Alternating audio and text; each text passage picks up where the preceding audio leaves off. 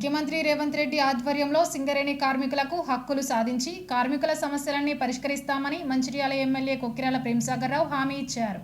మంగళవారం నస్పూర్ శ్రీరాంపూర్ ప్రెస్ క్లబ్లో ఏర్పాటు చేసిన విలేకరుల సమావేశంలో ఆయన మాట్లాడుతూ ఐఎన్టీయూసీతోనే హక్కులు సాధ్యమని, కార్మికులంతా కాంగ్రెస్ అనుబంధ ఐఎన్టీయూసీకి ఓట్లు వేసి గెలిపించాలని కోరారు. సింగరేణిలో అధికారంలో ఉన్న సంఘాలు కార్మికులను పట్టించుకోలేదని, సింగరేణి సంస్థను కార్మికులను కాపాడే శక్తి సత్తా కాంగ్రెస్కే ఉందన్నారు. ఐఎన్టీయూసీని గెలిపిస్తే శ్రీరాంపూర్లో కార్మికుల కోసం సూపర్ స్పెషాలిటీ ఆసుపత్రి తీసుకువస్తామని, కార్మికులకు సొంతింటి కల నెరవేర్చుతామని, సింగరేణిలో కొత్త గనులు తీసుకువచ్చి నిరుద్యోగ యువతకు ఉద్యోగ ఉపాధి అవకాశాలు కల్పిస్తామని వివరించారు. కార్మికుల సమస్యల పరిష్కారం కోసం తాను ప్రతి నెల 2వ, 4వ ఆదివారం సమయం కేటాయించడం జరిగిందని తెలిపారు. అవినీతి రహిత పాలన కొనసాగించి పారదర్శకంగా కార్మికులకు పాలన అందిస్తామని చెప్పారు. శ్రీరాంపూర్ ప్రాంత కార్మికులు కొత్తగూడెం వెళ్లాల్సిన పని లేకుండా అక్కడి అధికారులను ఇక్కడికే రప్పించి సమస్యలు పరిష్కరించడానికి కృషి చేస్తామన్నారు. అసెంబ్లీ ఎన్నికల్లో తనకు ఓట్లు వేసి అత్యధిక మెజారిటీ సాధించేలా చేసిన కోల్బెల్ట్ శ్రీరాంపూర్ ప్రాంత ప్రజలు కార్మికులను ఎన్నటికీ మర్చిపోనని, వారికి ఇచ్చిన హామీలన్నీ నెరవేర్చుతానని హామీ ఇచ్చారు. తనకు ఓటు వేసిన ఈ ప్రాంత ప్రజలకు ఆయన కృతజ్ఞతలు తెలిపారు. ఈ సమావేశంలో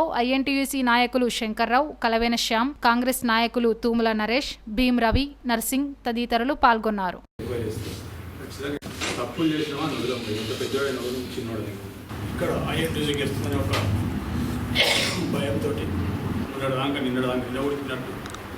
టీపీజీ కేసు వాళ్ళు ఇట్లా చేసిండ్రు, ఈమైన అమ్ముకున్నారు, ఆమెన అమ్ముకున్నారు, ఈ నోట్పతి ఇవన్నీ తెచ్చినారు. ఇవాళ వాళ్ళిద్దరే మళ్ళీ అమ్ముకున్నారు. టీపీజీ కేసు వాళ్ళు, సిపిఐ వాళ్ళు కలిసి పనిచేసిన అనేది ఇక కార్మికులకు మరి ఏం సందేశం వేసుకున్నారు.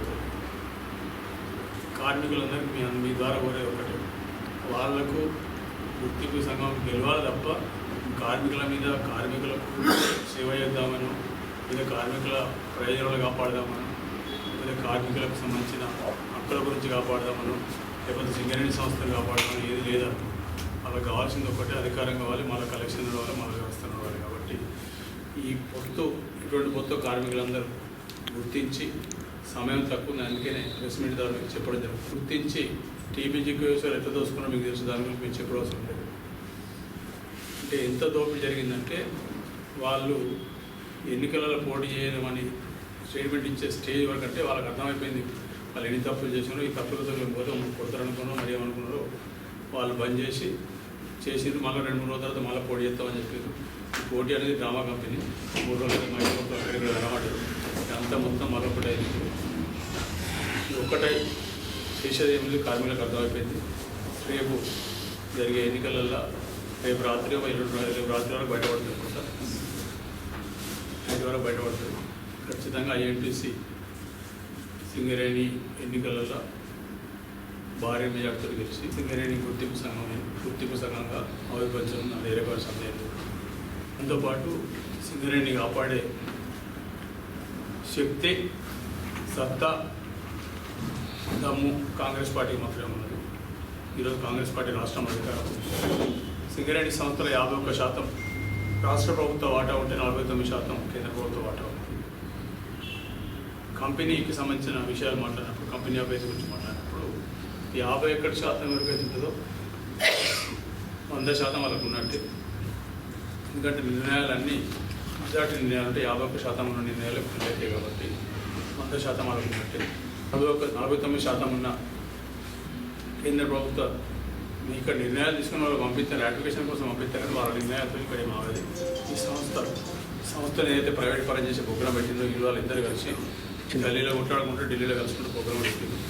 వాళ్ళేమో ఇద్దరు నువ్వుతాను ఇద్దరు తిట్టుకుంటే తమాషలు తాను ఎన్నికలు చేస్తారు. ఎన్నికలు వాళ్ళు చేసారు. వాడు ఏంటంటే తాటిచెరుగా వీళ్ళప్ప చెప్పారు ప్రైవేట్ వాళ్ళు.